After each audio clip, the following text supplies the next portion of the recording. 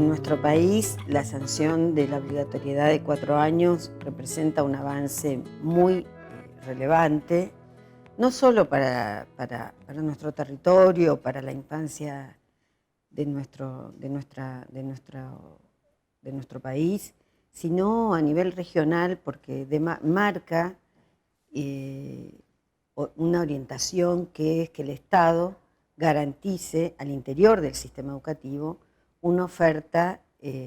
con una especificidad pedagógica a cargo de docentes. ¿Qué quiero decir? Que todos los niños y niñas llegados, tengan cumplidos los 4 años, deben ser atendidos por educadores formados, especializados en la primera infancia. Este es uno de los puntos de debate en la región latinoamericana, por lo cual que por ley sancionada por el Congreso de la Nación, el Estado argentino garantice la creación de miles de salas, que es lo que está por delante, de salas de 4 años en todo el territorio nacional, donde un niño de Jujuy, en La Quiaca, a un niño en la frontera con Chile, tenga que ser atendido en términos educativos, es un avance que en la perspectiva de la educación argentina va a tener efectos a largo plazo muy significativos. ¿Por qué digo efectos a largo plazo? Porque si bien no hay investigación empírica suficiente en nuestro país, en países donde las hay, donde hay investigación, los efectos de la educación temprana se visualizan en la educación secundaria en general. No se visualizan de manera inmediata en la educación primaria, sino que se visualizan en las cohortes largas de los trayectos escolares. Las diferencias de los puntos de partida, si un niño hizo educación inicial o no tuvo oportunidades tempranas de acceso a una educación sistemática, son efectos, diferencias que producen una brecha en términos de desigualdad educativa muy importante que se visualiza a lo largo del tiempo. Por lo cual, avanzar en términos de obligatoriedad para el Estado respecto de las garantías de ofrecer educación desde los 4 años es un enorme avance en nuestro país.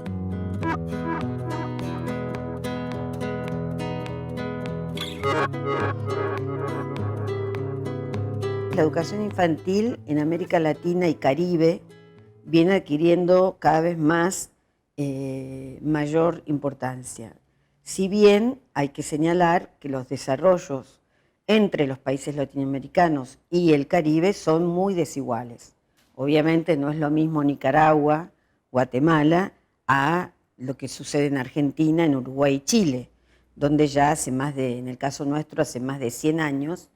tenemos jardines de infantes, como es en el caso de la Escuela Normal de Paraná, que han cumplido más de 125 años, y quizás en Nicaragua o en Guatemala, apenas unas décadas, tenemos jardines de infantes que vienen intentando crecer para poder atender la población infantil de sus países. Sin embargo, cada vez más, la preocupación por atender a los niños desde edades tempranas viene entrando en la agenda pública, en la agenda política de los países latinoamericanos.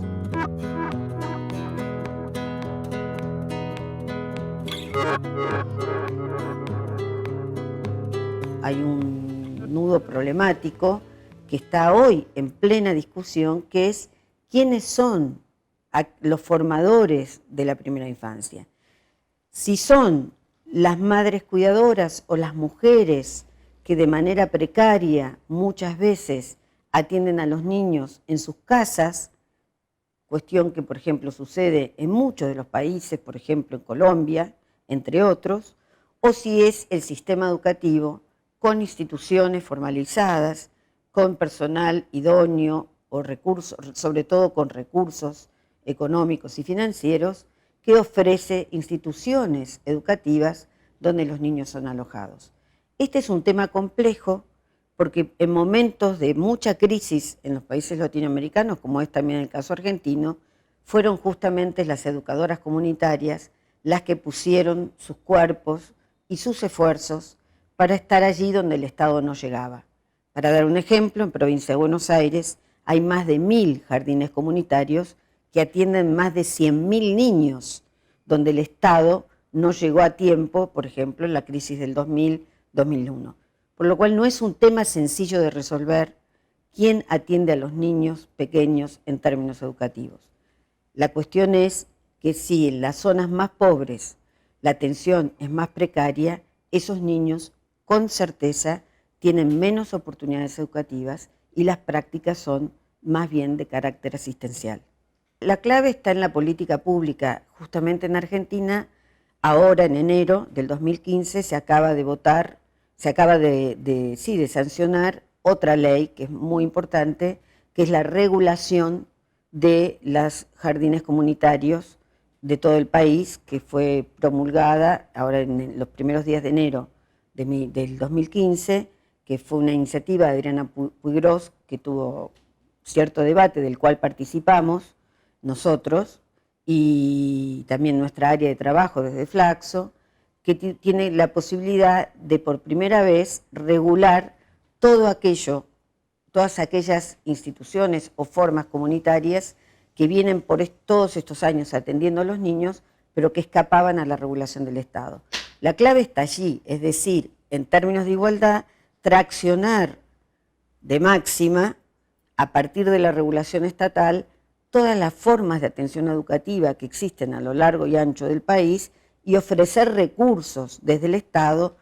en términos de la formación de los adultos que están a cargo. Por ejemplo, en el norte del país, en La Puna, está el programa Yachay, que son madres que están en la Puna, digamos, en la zona absolutamente desértica, madres que no tienen muchas veces la titularidad de la escolaridad primaria terminada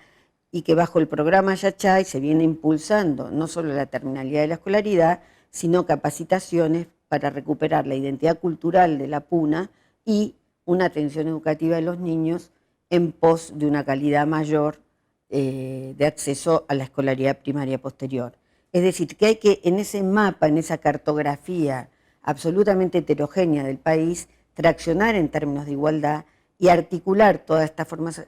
comunitarias con el sistema educativo estatal. Existen experiencias latinoamericanas, por ejemplo, en Chile, donde tienen unas tecnicaturas parvularias, que son formas parvularias, que es un estudio de escolaridad secundaria, donde egresan con cierta orientación en atención parvularia, y entonces los niños cursan o están en formas de atención de nivel inicial y en los horarios más vespertinos, en horarios que las mamás recién regresan de sus casas a sus casas, las madres o las educadoras comunitarias en los mismos jardines de infantes cubren horarios de 5 a 8 de la noche en una atención calificada y regulada por el Estado, mientras las madres llegan de sus trabajos a sus hogares. Hay muchas formas que se experimentan en América Latina. El tema es si hay políticas públicas que regulen y aten este abanico de formas comunitarias a la garantía educativa que tiene que cumplir el Estado.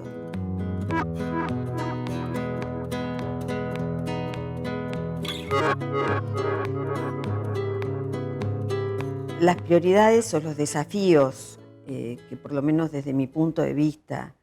y en términos de una perspectiva educativa para nuestro país, yo observo respecto de la educación inicial en la Argentina, me parece que se vinculan en primer término con resolver las cuestiones de cobertura. Es decir, por un lado, tenemos una tasa casi universal de cobertura de las salas de 5 años. Esto va disminuyendo en 4 años y disminuye muchísimo más en términos de las salas de 3, y hay una enorme deuda interna, grandísima, en la atención de los 45 días a los 2 años cumplidos. Esta ley que yo nombré recién de la regulación, sobre la regulación de la educación maternal, así se conoce en nuestro país, es un enorme aporte para empezar a ordenar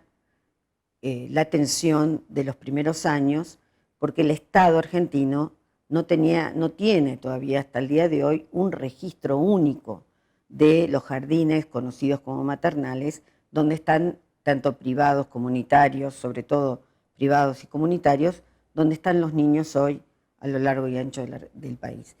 la relación entre las tasas de matrícula del maternal y, por ejemplo, la sala de 5 es, por ejemplo, uno puede pensar niños que asisten a salas maternales de lactarios o de ambuladores, pueden estar en 70.000, 80.000 estatales, y uno tiene cifras de más de 1 millón en salas de 4 y salas de 5. Entonces, allí, digamos, hay problemas de cobertura que resolver,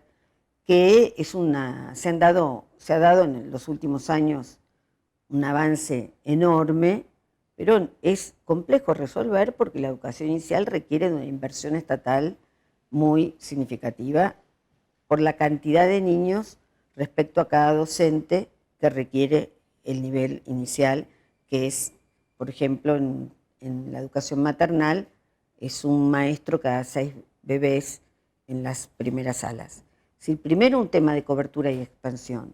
Segundo, yo situaría un tema de la formación de los docentes y de los educadores y educadoras que están a cargo de los niños. Es decir, a diferencia de lo que se supone y se ubica en el sentido común general, de lo único, digamos, atender a niños pequeños requiere de una formación multidisciplinar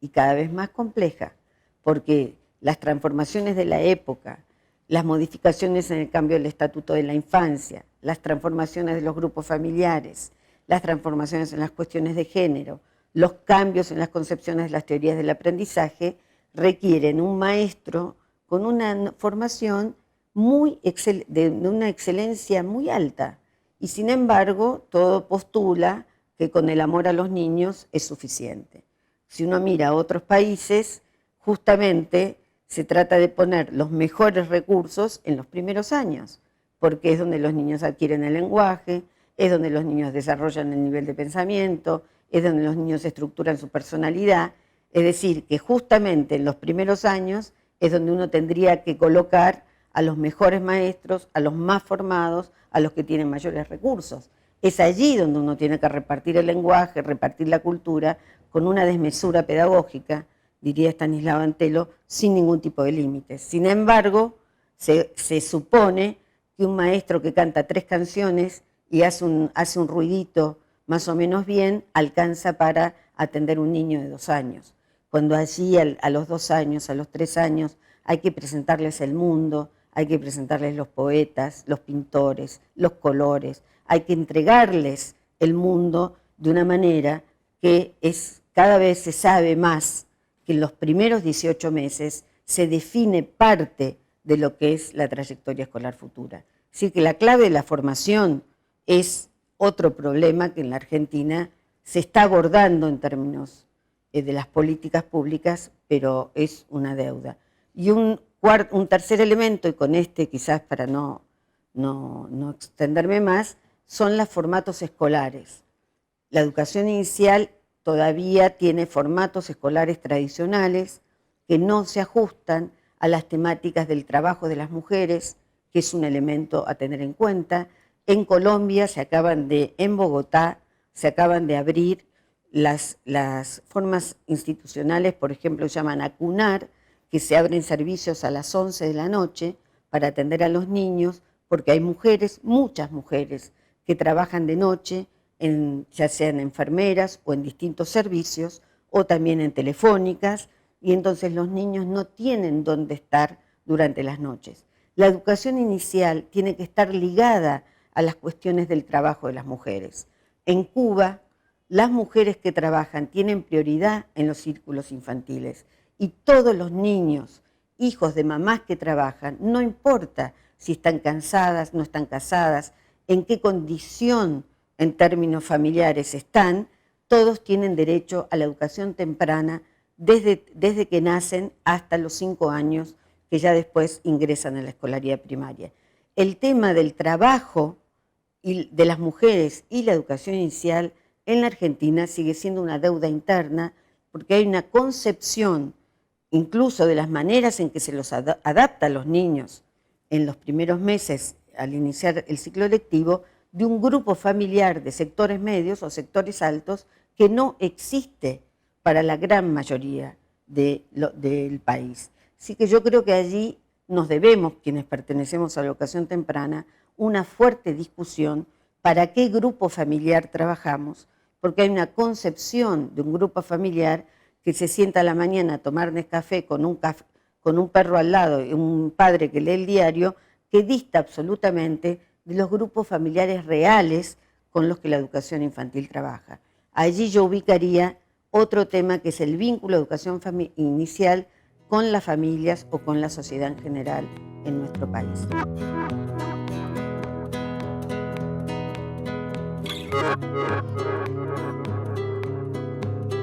El nivel inicial es un nivel que ha luchado muchísimo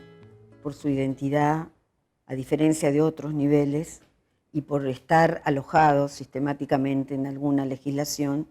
y esta obtención de que seamos una unidad pedagógica, que sea una unidad pedagógica, es fruto de eso. La ley de obligatoriedad ubica una responsabilidad del Estado y ubica una responsabilidad en términos de financiamiento. Yo creo que la principal dificultad es justamente poder concretar este esfuerzo financiero de resolver la creación de las salas de 4 que faltan en muchísimas provincias. Son miles de salas de 4 que hay que crear y aprovechar este impulso, que sé que está la intención a nivel nacional de hacerlo, de poder desplazar las salas de nivel inicial de las escuelas primarias en aquellas provincias donde todavía las salas de 5 años están dentro de las escuelas primarias. Si se pudiese conjugar que al sumarse las salas de 4 años se abriesen jardines de infantes independientes, allí el salto cualitativo sería enorme. Porque en la Argentina conviven muchas modalidades institucionales de la educación temprana. En la provincia de Buenos Aires, históricamente, los jardines de infantes son independientes de las escuelas primarias. Es decir, tienen edificios propios, dirección propia y plantas funcionales propias. En la ciudad de Buenos Aires conviven fórmulas mixtas, jardines nucleados, escuelas infantiles, etc. Y hay en hospitales, escuelas infantiles y salas que están dentro de las escuelas primarias. En Tucumán hay salas dentro de las escuelas primarias y eso viene sucediendo, digamos, según el grado de desarrollo que ha tenido la educación inicial en cada provincia. Entonces, si las salas de 4 permiten acompañar un proceso de mayor institucionalización del nivel inicial y el financiamiento nacional permite consolidar las instituciones propias de la educación temprana, yo creo que allí está la posibilidad real de poder generar un salto significativo en términos cualitativos. Yo creo que el desafío principal va a ser ese, porque las salas de 4 implican, y eso se lo escuché a las autoridades educativas de Salta justamente,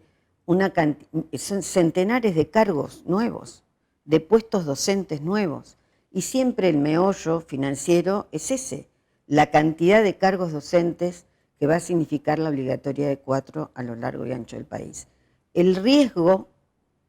que yo le veo, pero eso es parte de la dinámica siempre de las políticas públicas y que la democracia siempre implica tratar de profundizarlas, es que el sistema educativo se quede en la Argentina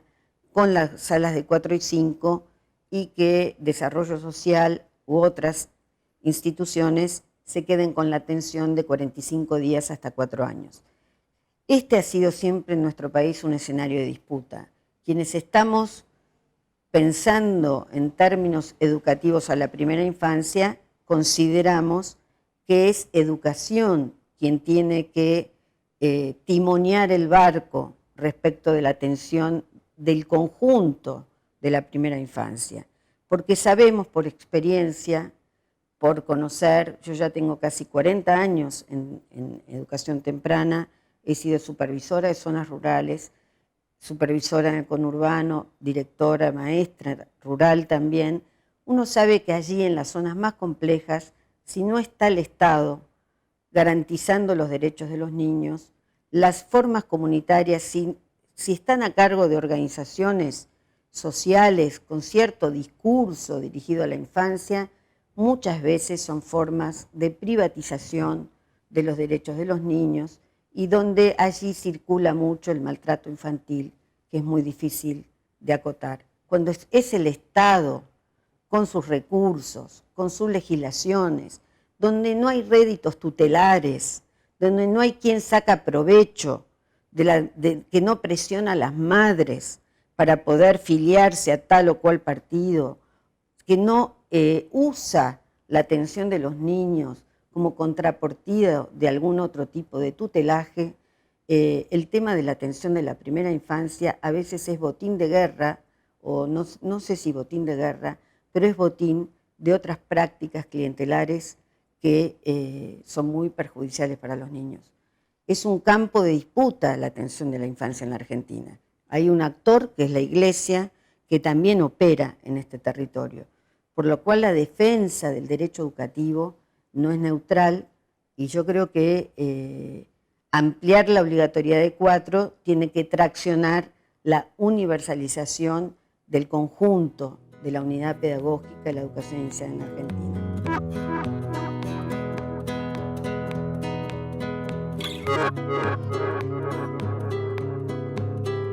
Los gremios docentes, de manera diferenciada, han ocupado en distintos momentos históricos un papel importante respecto a la defensa del nivel inicial. Por ejemplo, en el momento de la ley federal, cuando se sancionó la obligatoriedad solo de las salas de 5 años. En esos momentos hubo muchísimas marchas, hubo abrazos a los jardines de infantes, por ejemplo en el caso de la provincia de Buenos Aires. Yo misma participé con Eve Duprat en instancias en la Cámara de Diputados reclamando en contra de la ley federal, del proyecto de la obligatoriedad de la sala de 5 años, porque veíamos algo que sucedió, que era el cierre de las salas de 4, como fue en Córdoba, que se cerraron 759 salas de 4 para pasarlas a secciones de 5 años. En muchas provincias sucedió que las secciones de 4 y 3 años se cerraron para cubrir las salas de 5 años. En determinados momentos, los gremios docentes, particularmente la CETERA, jugaron un papel preponderante en la defensa de la educación inicial. Al mismo tiempo hay que decir que no siempre las docentes de nivel inicial se agremian lo suficiente para defender sus derechos, ya que los puestos de trabajo del nivel inicial tienen características singulares. Por ejemplo, una maestra de nivel de educación maternal, su trabajo es una tarea con un desgaste físico muy significativo y tendrían reivindicaciones propias a defender, tendrían cierta particularidad a tener en cuenta en las luchas docentes y gremiales, que no siempre son ejercidas como desde un lugar muy protagónico de los propios docentes de nivel inicial. Sin embargo, por ejemplo, en Bariloche están las docentes de nivel inicial, tienen una cátedra de política sobre la primera infancia, participan en la defensa de los derechos de los niños del Alto, que hay muchos jardines de infantes en el Frutillar, bueno, en unas zonas muy afectadas por la pobreza, es como el reverso del Bariloche turístico, y tienen un desarrollo académico muy sistemático, organizadas a través del gremio. Hay como una experiencia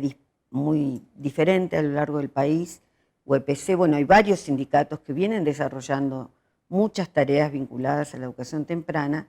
y a su vez hay otras instituciones como la OMEP y la UNADENI, que no son gremios, pero que sí tienen una representación profesional que vincula a las docentes del nivel inicial.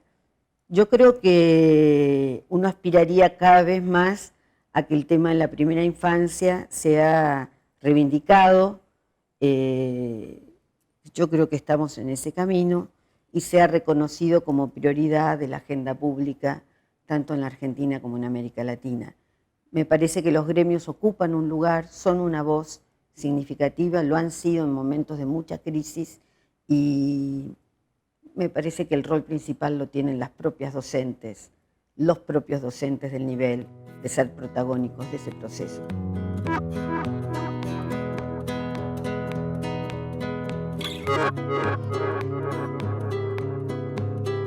Como nunca hoy se conjugan una serie de leyes que han conformado otro piso que nos ubica en un escenario inimaginable en el 2001, ¿no? La Ley de Asignación Universal, la Ley de Protección Integral, bueno, ni hablar, la Ley Nacional de Educación, la Ley de Obligatoriedad de 4 años y ahora la Ley de Regulación de la Educación Maternal. Yo creo que eso habla de una materialidad diferente en las condiciones de vida de la infancia en la Argentina. Han bajado los índices de pobreza, no así de manera idéntica la relación con la desigualdad, que todavía obviamente nosotros vivimos en un país con un nivel de concentración de riqueza muy importante, pero efectivamente en los barrios, incluso en muchos barrios donde yo trabajé, en La Matanza, por ejemplo, en Berazategui, en zonas del conurbano, muy duras, pero muy duras para los niños, muy complejas, hoy uno encuentra escenas de ciudadanía que son inimaginables hasta hace una década y pico atrás, ¿no? Y yo creo que eso, en primer lugar, lo que uno tendría que imaginar o pensar es cómo lograr que esta sociedad que Sandra Carli plantea, que para mirar cómo es una sociedad, solo hay que mirar cómo vive la infancia de esa sociedad. Ella tiene una hipótesis para mí muy fértil desde hace mucho tiempo, que es, si uno mira la infancia de un país, sabe de qué sociedad está hablando. Y uno esto lo constata. Yo he estado en varios países latinoamericanos. Si uno va al Paraguay, recorre Asunción y ve los centenares de niños que mendigan, sabe de qué país habla. Si uno llegaba al 2001 a la Argentina, a la ciudad de Buenos Aires, a las 6 de la tarde y miraba a los niños en la Plaza de los Congresos, en cualquier lugar, o el tren blanco llegando a la ciudad de Buenos Aires a recorrer la ciudad, a remover la basura, sabíamos de qué sociedad estábamos hablando. Si uno recorre Cuba, en La Habana, en Camagüey, también sabe de qué sociedad estamos hablando.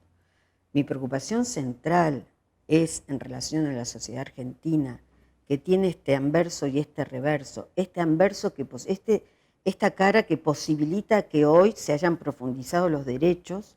pero este rostro tan siniestro que ha permitido el secuestro y el robo de los niños. Es una sociedad que tiene este anverso y este reverso. Es una sociedad democrática, pero que tiene un núcleo duro de una concentración de riqueza que ha permitido que hasta no se hace poco tiempo, pocos años, uno conviviese con las imágenes de camiones que abrían